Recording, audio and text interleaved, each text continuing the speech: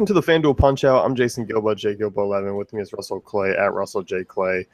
Taking a look at tonight's 14-game slate on FanDuel. And we got our first kind of full slate of the week. A lot of options. I mean, there are a lot of teams you can kind of roll with and pick on some pretty average pitching.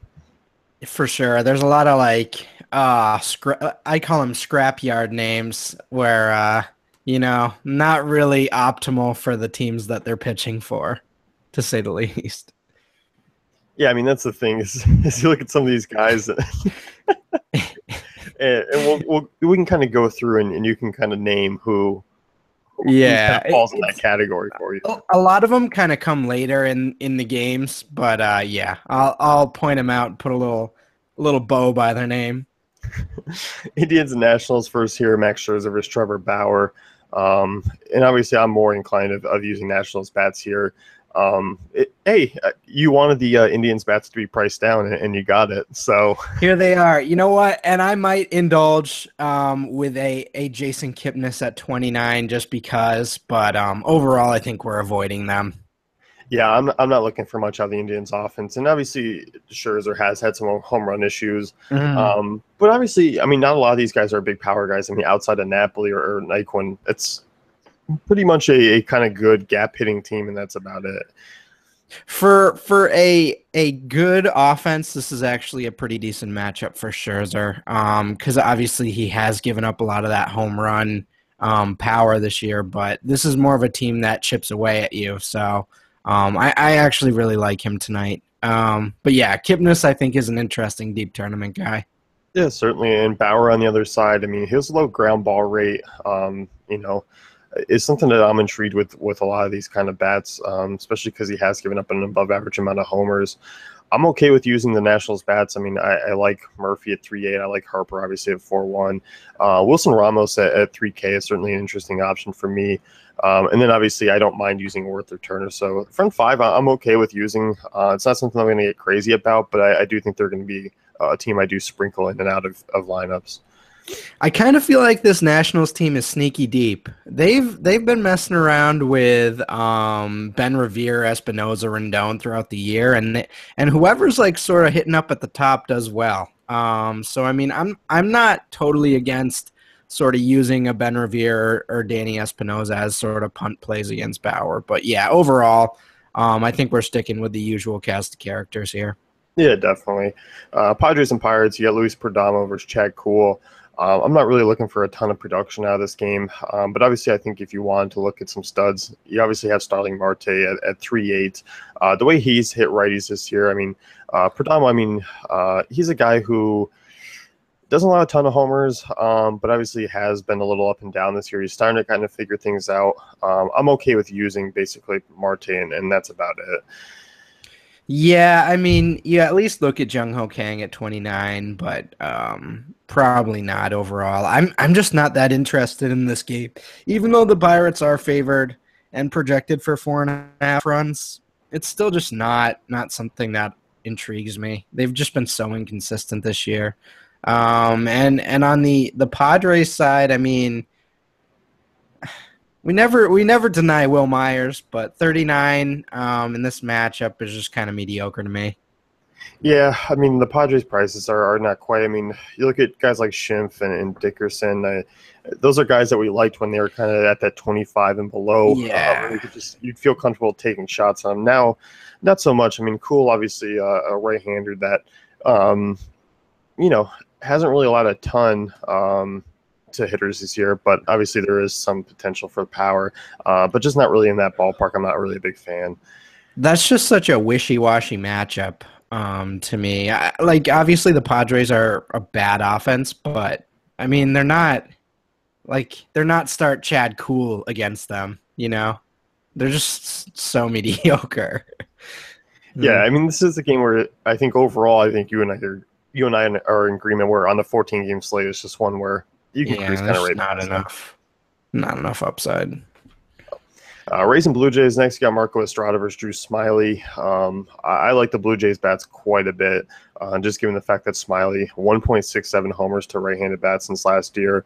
A lot of home run potential for these righties, and they are expensive. But but I think certainly worth a look. And I like Devin Travis. I mean, 2,800 up top, leading off. He's a solid value.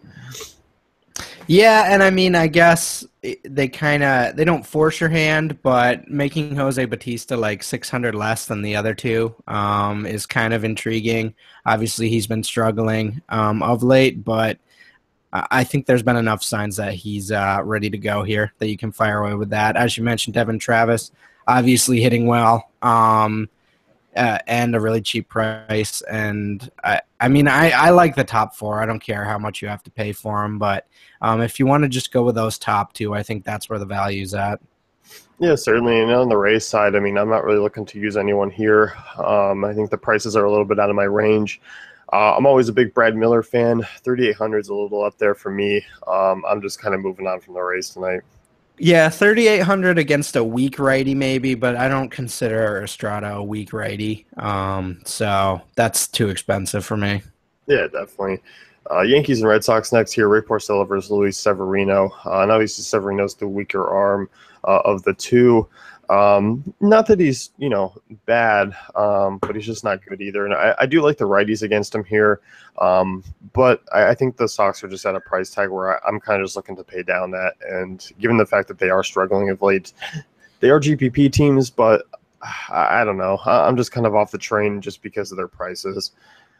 It is just we like the word daunting. I'd say it's a daunting task to get all these Red Sox in here tonight. Obviously, you like Betts, you like Ortiz. That's pretty straightforward. But like even Pedroia at 33, he just hasn't paid off enough this year for me to even like him at that price. So we'll see about a Jackie Bradley or something like that. That intrigues me. But overall, yeah, it's more of just a tournament type move, and even then, it's not all that intriguing to me. Yeah, definitely. And on the Yankees side, I mean, I'm not really looking to use anyone here. If this was in Yankee Stadium, maybe I'd consider it just because of the park factors, but I'm not really on anyone. I mean, Porcello's been really solid at Fenway. Porcello's a guy who limits damage. He doesn't really blow up a ton, so I'm just kind of moving on, given that it is a bigger slate. Yeah, I mean, even on McCann, he'll get that one hit, but it'll be like a single. So it's not too exciting on that side of the lineup. No. Giants and Marlins, Tom Kohler versus Matt Moore. And we saw last night, I mean, it took a little bit, but, I mean, things kind of got going, and you saw a game that really combined for over 10 runs. I'm okay with this game. I like kind of both offenses in this matchup, and I really like the pricing of the Marlins bats against Moore. Last night was Jose Fernandez, correct? Yes. Okay, I remember writing about him and being and we talked about it on the pods. Would you black out? Would you wake up this morning and have no recollection of the game before? I remembered. I didn't know if that was yesterday or 2 days ago, but I looked at the box score last night and I saw the Giants had 6 or 7 runs in the 8th, and I was like, oh my God, Fernandez got shelled again. I'm so mad. And then I went and clicked, and it was oh. It was off the pen. No, that's not what happened at all. Thank the Lord. Woohoo! But obviously didn't get the win, but yeah, that was ugly. Yeah, it was. And tonight, I mean, tonight's going to be one of those nights where I do expect both sides to kind of put up some runs again. And just because the prices are so intriguing, it's why I like this game so much. Because, I mean, you look at Stanton hits lefties well, Ozuna hits lefties well. I mean, those two guys, I mean, Ozuna at 3,300, Stanton at 37, that just seems reasonably cheap. Even a Prado at 2,700, I don't mind. And you just look at Moore, I mean, 344 WOBA to righties, 1.36 runs per 9 since last year. It's a solid matchup for this team. Yeah, I definitely like it. I definitely like the pricing. I like this whole game in general. I'm not too afraid of either of these pitchers, especially on the Marlins side, like you were talking about. I think we can fire away in tournaments with all these sort of names here at the top, especially Prado, Stanton, and Ozuna. Yeah, certainly. And on the Giants side, I mean, Kohler, go back to last year, 3.31 WOBA to lefties, 1.22 home runs per nine. You had a lot of left-handed bats like Brandon Crawford, 2,700, obviously coming off a monster night, 7 hits. And then Bell to 3.4, some power there. And then I don't even mind Pagan and Span. I mean, Posey questionable after basically sliding and taking off half his face in third base last night. But Yeah, that was unreal. I don't mind this team. I like the Giants here. I like their prices, and if they were more expensive, I'd be off of them. But I think price considered, they're fine. And it's like, yeah, he got 7 hits, but like he didn't even get a home run. So how good Jesus. was that performance, really? You know. Yeah, I mean, you hold high expectations for your hitters, so A it. triple, fine. A double, yeah, whatever. But like, come on, bro. At least knock one over the fence, you know? Well, I mean, yeah, I mean, between Machado's 3 homers and didn't even get to four, and Crawford's 7 hits without even a homer. I mean, it's like, come on, Yeah. guys, I step it mean, up. come on. Like, let's be realistic here. 7 hits, who cares? If you haven't picked it up, Russell is being completely sarcastic about this. Yeah. I don't know that we've seen a 7 hit game in a while there. Did ESPN throw out the stat when the last time there was a 7 hit game out there? I didn't watch Because ESPN. I don't either, but I'm assuming that'd be something they're good for. It would be like 1946 last time someone got 7 hits in a game or something Probably dumb. But probably Max Kepler. I mean, it would be my guess. oh yeah, that's right. When that night when I said he was a fade, yeah, that night, yeah, really. Diamondbacks and Mets next here. Steven Matz for Zach Greinke. The Diamondbacks facing a lefty is always intriguing just because they do have a lot of right-handed bats, and obviously a guy like Paul Goldschmidt's, you know, his track record against left-handers certainly puts him into play. These guys aren't cash game worthy for me, but I don't mind them in GPPs just because there is a lefty-righty matchup here for a lot of them. And guys like Castillo, Ricky Weeks, Goldschmidt all have nice track records against left-handers.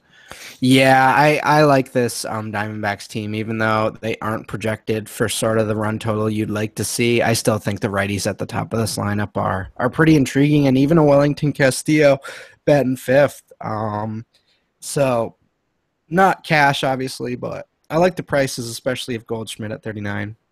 Yeah, definitely. And the Mets on the other side, I know Greinke's making his first start back.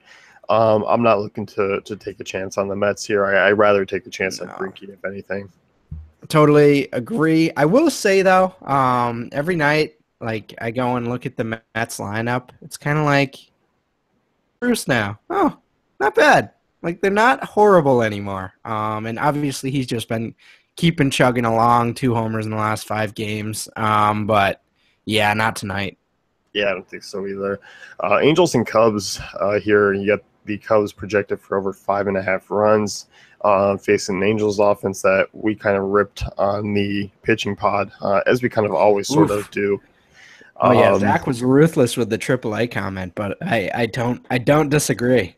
no, I definitely don't either. And looking at this Cubs, I mean, they are an expensive bunch, as they should be, just given the fact that Hmm. Jared Weaver struggles against both sides of the plate, allows a ton of homers. I love this Cubs offense. I love Anthony Rizzo tonight. He's a guy who I am definitely willing to pay up for, and I definitely will be. Yeah, that's just like X marks the spot for cash at first base tonight. It's super expensive, but I mean, he's a cash game bat for me. Weaver's just been so bad, pretty much against both sides of the plate this year. I think Chris Bryant's in play as well, even at his advanced price. But yeah, especially Rizzo.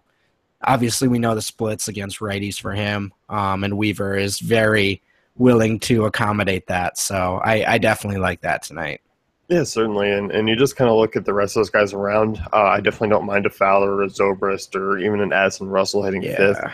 And I'm fine if you're paying down a pitcher and you want to use a stack.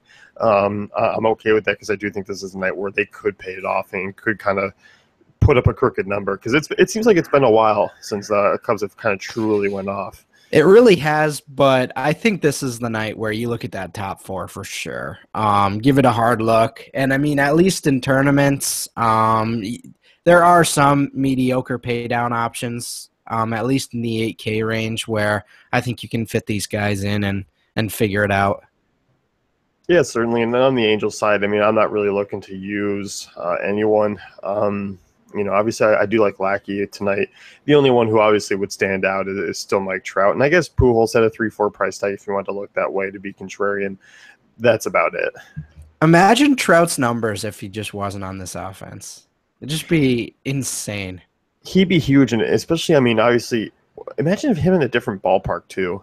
Yeah, just a slight difference. He should have followed Trumbo. Like, put him in the AL East in all those ballparks and all those pitchers.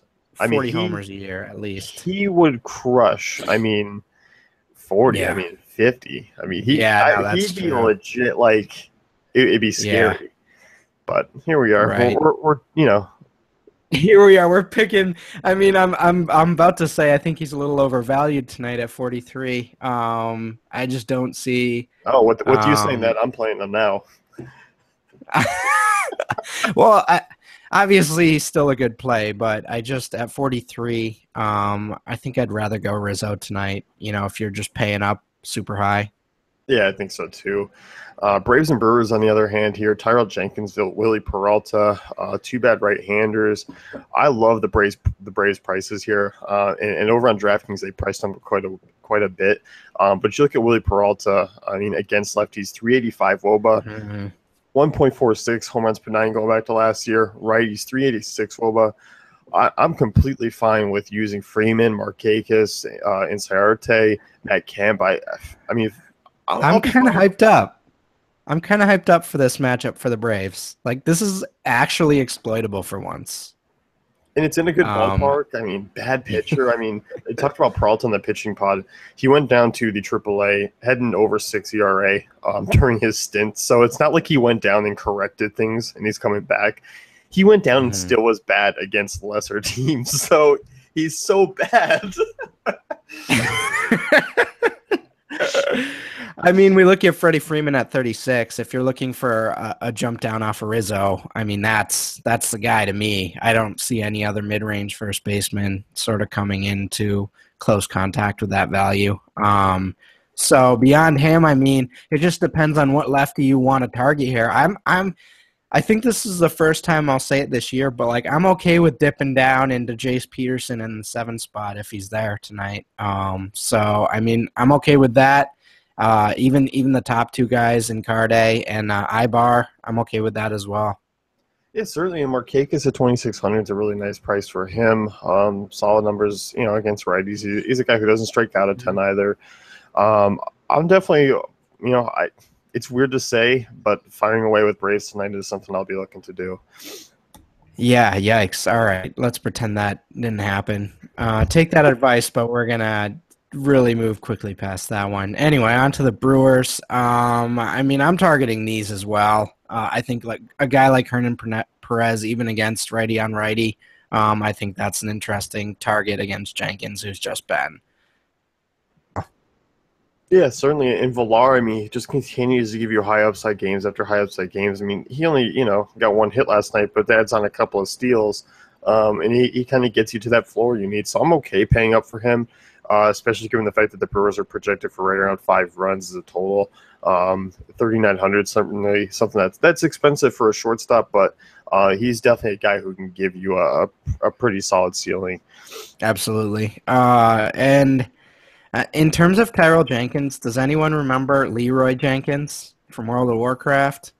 It was like the first troll in World of Warcraft. Oh But if you boy. don't get that reference, go to YouTube, type in Leroy Jenkins. You'll see my post-college laugh stuff. I don't have anything there, but I remember him being important and prominent in my life at one point. So that's enough telling about my personal life. So I'm glad you Astros and found daily Twins. fantasy sports, to, Yeah, to it was a kind of nice save your alternative. soul. Yeah. Yeah, Astros and Twins. Mike fires or Hector Santiago. Santiago is a guy who does allow a ton of home runs to the right side. 1.70 home runs per nine to righty since last year. I like Springer, Altuve, of course. I love Evan Gattis at his price tag for 3,200. A lot of home run potential there from your catcher. Yeah, absolutely. That's borderline cash for me. 3,200 is just way cheaper, and the value in that lineup. I'm okay with Springer and Altuve. I'm okay with a full stack there. Springer, Altuve, Craig Gaddis. I think that's pretty easy. If you're doing some tournament lineups, that's a pretty easy 4-person stack. Yeah, I think so too. And on the twin side of things, Yoka Fires, I mean, reverse splits guy 334 with a righty is 1.35 homers per nine. I like Miguel Sano. I like his upside there, and obviously Max Kepler 3,500. Not quite sure I'm going to be diving into anyone else like a Dozier or a Plouffe or Mao or anyone like that. It's just more kind of those high upside guys. Yeah, absolutely. Oh, I just got delivered a coffee. Do you see that? Again? Look at this. Oh, look at that. Ugh. I'm special. You know, they pay Russ a little extra here at DFC. He can afford his own assistant. I mean I have to go make it in the brewer and take it out and you just Well, get to a be person fair, delivered. my first coffee of the day I did make, so you know. Oh, good for you. I only have an assistant for the second one. Yeah, I haven't So. even gotten to my coffee. I haven't had enough time in the morning to go down and make it. So, um, Well, must be nice. yeah. Well, it is nice, but what are you gonna do? Anyway, Brian Dozier, solid matchup, and Max the Goat Kepler as well. But beyond that, yeah, Yeah, I'm not nothing. looking too strong with the Twins. Yeah. White Sox and Royals next year. Edison Volquez versus Chris Sale. This is one where I'm just completely turned off of hitters altogether, really on both sides. Not that Volquez is a good right-handed arm, but he's good enough to kind of keep me away from the White Sox and their kind of underperforming season. Yeah. We've dealt with this White Sox team enough. As we've mentioned a lot recently, it's just like the name power doesn't necessarily equal the results you're necessarily getting anymore. So while there is upside, they are decently priced. Justin Morneau's a big bully at 2,700, which I don't totally mind, but overall, nah. It's just so mediocre. I wish Eaton was about maybe $500-$600 cheaper. Yeah. I'd be okay with him, but yeah, Morneau I don't mind for the price. I think that's a solid call there. And Abreu, I mean, I just don't. He's been hitting well of late, but I don't know what to think of this. Is that just the Orioles series, or is he going to do what he's done the entire season? Yeah, I mean, I think that's one of the gambles on him is just you never know which Abreu you're going to get, and I'm fine with using him in GPPs just because there always is some power there. And as you mentioned, he has been hitting well of late, so. If you want to dive down to first base, I mean, there isn't a ton of options, but I guess in this game that there are featured two value guys with some upside. Right. So, Reds and Cardinals next year. Mike Leake versus Brandon Finnegan. I like Billy Hamilton quite a bit here. 3K. I mean, this is a guy who just continues to kind of get on base of late and just racks up steals. I mean, obviously, I'd be out there behind the plate. I feel like you're kind of a Billy Hamilton guy. So I have to imagine this month has been a little more profitable for you than normal, because like you always kind of like throw him in there. You're like, yeah, he's not great, but maybe Billy Hamilton, and now he's had like a 50-point FanDuel game, and like he's been getting at least 12 every night. So I feel like this has been good for you. I am, and it's because they continuously price him down at 29, 3K, 3,200, whatever he's been at over the last few days. I am, and the move up to the leadoff spot is something that I like quite a bit because it gives him that extra bat or two in there. And he just comes away with steals. Like he's just that free runner. Like the Reds are just so bad that they don't even care. Like if he gets out, like you can just send him and he doesn't get out a ton, but just fire away with them. And the guys behind him, I mean, I like Adam Duvall here, 3,200. I think that's a really nice price tag against Mike Leake, who doesn't miss bats, and even Avado at 3,800. So I'm okay with using the Reds here tonight. For sure. And I mean, yeah, in terms of stolen bases, Hamilton has 15 in his last 15 games. Obviously, that 4 stolen base game a few games ago, but it's like it's almost like a hit streak at this point. He's been getting them pretty much every night. So, yeah, definitely take that into account. And I do like that price. Yeah, definitely. And on the Cardinals side, obviously projected for a big total, but they have really been like that for the last maybe week or so, where they're projected for nearly 5 runs a night, and they come through and you get nothing out of them. I'm okay with using Piscotty and Holiday from the right side, just because Finnegan has given up a ton of homers to righties, 1.80 runs per nine, but that's about it. Yeah. Again, I think we like Piscotty just because it's Piscotty, but overall Finnegan kind of been pitching well of late. So I'm not as apt to target him as much as I was in the last Cardinals matchup here. So yeah, definitely a guy to keep away from for the most part. Yeah, I think so too. I'm not really looking to use those secondary lefty bats or even the righties down in the bottom of the order. And I guess what are you taking away from this Vegas line and projected run total for the Cardinals? Because that doesn't add up to me, I guess. I, Um, I don't know. I mean, I've been looking at them the last few days and kind of been. I mean, obviously, you looked at Cody Reed yesterday, and they had a similar, Yeah. potential. They didn't do much. You look in the previous matchups. I mean, Fulte, Newitz, and the Brave starters, they didn't do much. This could be just an offense thing, and we've seen the big teams' offenses here in the second half. We've seen Baltimore. I mean, outside of the Manny Machado game, not really do a whole Yeah. lot. And the Red Sox Right. offense struggling. The Cubs are kind of down. So it's just one of those things where it seems like teams have kind of flipped the table to start the second half, and that's also something to consider. But it is also something where you can gain an advantage and kind of maybe go, okay, people are burned by these high ceiling teams like the Cardinals and Orioles, and then you kind of use them in the advantage because they are at a lower ownership. Right. Absolutely. So yeah, I mean overall, I'm pretty indifferent on them, I guess is how I'd word it, and I don't see them scoring 5 runs tonight, which is what they're projected for. So that's kind of where I'm at. Yeah, I mean, I'm not expecting a huge break yet. I just think it's really the two bats from the right side that have Yeah. my eye on. Hmm. Orioles and A's here, and let's jump into the A's real quick. I like them a lot tonight. I really like the value that they bring to the table. Really 1 through 5 there. Semien, Selinsky, Valencia, Davis, and Butler all hit lefties very well. And you just look at Mile. I mean, just your average right hand or left hander, 3.39 WOBA to righties, 1.13 homers per nine. I just like it. I just like the value. I think there's a lot there to kind of go after and work them into a lot of lineups. Yeah, I agree. As we know, the A's are actually pretty solid against left-handed side pitching. Valencia, Semien, Smolinski, Chris Davis. I mean, those are the guys you look for. Obviously, they're not normally in play against righties, but for left-handed bats, I mean, this A's lineup gets fun, and then you're really fun when you're priced down so much. So, yeah, I like this lineup quite a bit. Yeah, and on the Orioles side of things here, I mean, facing Zach Neal, I mean, obviously the ballpark works against him. Neal's a guy you can kind of target against. I'm definitely all aboard using guys against him.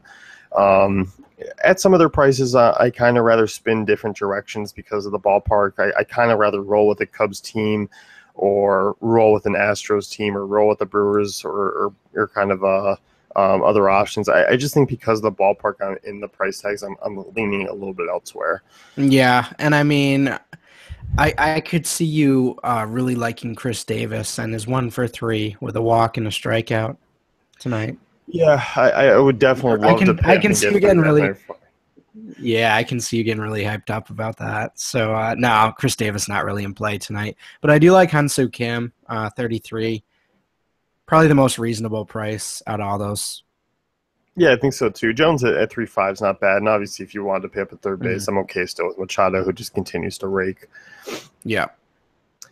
Tigers and Mariners next. Wade LeBlanc versus Daniel Norris, and two lefties on the hill. So obviously you're going to get some lefty masters to talk about. Starting with the Mariners side, obviously Nelson Cruz is 3,900 against the lefty. It's obviously something that you're always going to consider. If you are spinning down to first base, I still don't mind Day at 26. Yeah, that's a fair call. Obviously Cruz hasn't been sort of what we've looked for in the last 6 games or so, but certainly a good matchup for him. I think he's borderline cash even at that advanced pricing. I don't mind the Daeho Lee call. I love that price. Overall, though, tough to expect too much upside from the secondary pieces here. I do like Daeho Lee, though. Yes, certainly. And on the Tigers side, I'm okay with going with a Miguel Cabrera at 4. I think that's expensive, but if you're looking for sort of a non-Rizzo pay up at first, he's kind of the guy I'd look at. I like Martinez, JD Martinez at 3,400. I like Kinsler as well. Both those guys, I mean, hit lefties very well. And LeBlanc's kind of your average left-hander, and especially he's been allowing a fair amount of home runs to right-handed bats with that low 30% ground ball rate. So I'm okay with using these Tigers righties. And as you mentioned, Cabrera, I'm really okay with the Tigers tonight. I think they could be kind of an intriguing, sneaky stack altogether, but I'm more inclined to use them just as more one-offs. Right. So, Phillies and Dodgers next year. We got Vince Velasquez versus Kenta Maeda. Obviously, the Dodgers bats, I mean, in a good price range, but it's not the most perfect matchup. I mean, Velasquez still misses a lot of bats, but has been fairly average against lefties going back to last year. So I do think he runs into a little bit of trouble. Corey Seager just continues to dominate right-handed pitching, so I'm okay with paying up for him, and I'm okay with using a Josh Reddick or a Justin Turner as well. Yeah, I mean, Seager has been awesome of late. I think at 39, I'm just a little worried about our boy Vince right now. If I felt like he was pitching at his best, then I wouldn't necessarily be targeting the Dodgers as much as I am. But Seager, Reddick, I'm okay with that whole group there, and even a Justin Turner, who's a bit of a reverse splits type of guy. Yep, definitely agree. And on the Phillies side, I mean, I like Maeda way too much to even take any chance. I'll just have a ton of exposure to him tonight. So personally, I'm not looking to use any Phillies, given the fact that they are projected for under 3 runs. Odubel Herrera is a nice leverage play at 3K. I mean, in terms of getting him at a reasonable price, obviously you have to do it in a really bad matchup, but I'm okay with him at 3K if I'm going to take a one-off. I'll let you have that. Okay, thank you. You've been dying for an Odubel Herrera price drop. I've been I have for like a month. I know, and it's This here. is where I'm making my move. It's here. So that's going to wrap things up with the FanDuel Punch Out. Be sure to check out dailyfantasycafe.com for all great tools and content.